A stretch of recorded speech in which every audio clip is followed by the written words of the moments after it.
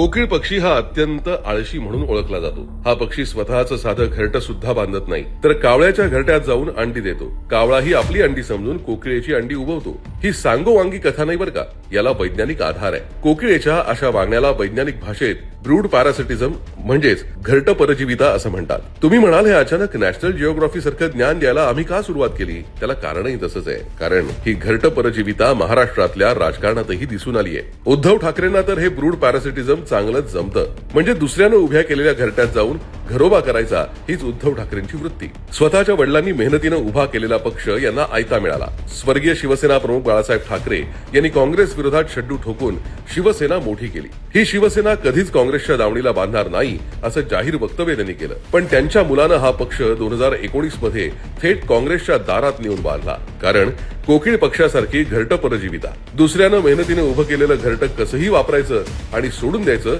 ही यांची वृत्ती. आता हे 2019चं कशाला पाहायचं? तुम्ही नुकतंच घडलेले प्रकार पहा ना. राम मंदिर चोरी प्रकरणावरून देशात वातावरण काहीसं तापलं. यांनी लगेच त्या आंदोलनात उडी घेतली. कारण आपल्या गरम झालेल्या वातावरणाचा त्यांना राजकीय फायदा घ्यायचा होता. त्यासाठी त्यांनी रामरक्षा आंदोलन पुकारलं.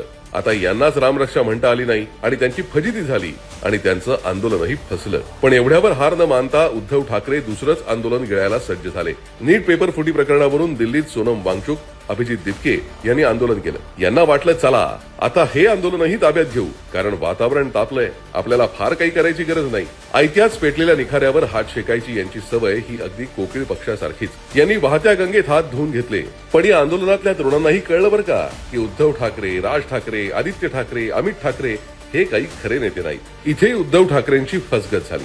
तुम्हाला एक लक्षात आलं का?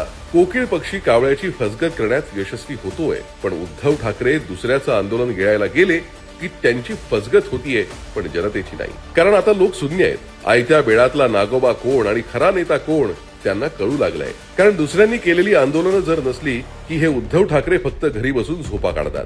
जनतेचं काही बरं वाईट झालं तर या उद्धव ठाकरेंना काडीचा फरक पडत नाही, हे जनता ओळखून चुकली आहे. त्यामुळे उद्धव ठाकरे रूपी कोकिळ पक्षाला जनता भुलणार नाही. कारण जनता काही एखाद्या कावळ्यासारखी मख्खपणे उद्धव ठाकरेच्या राजकारणाची चूल शिजू देणार नाही.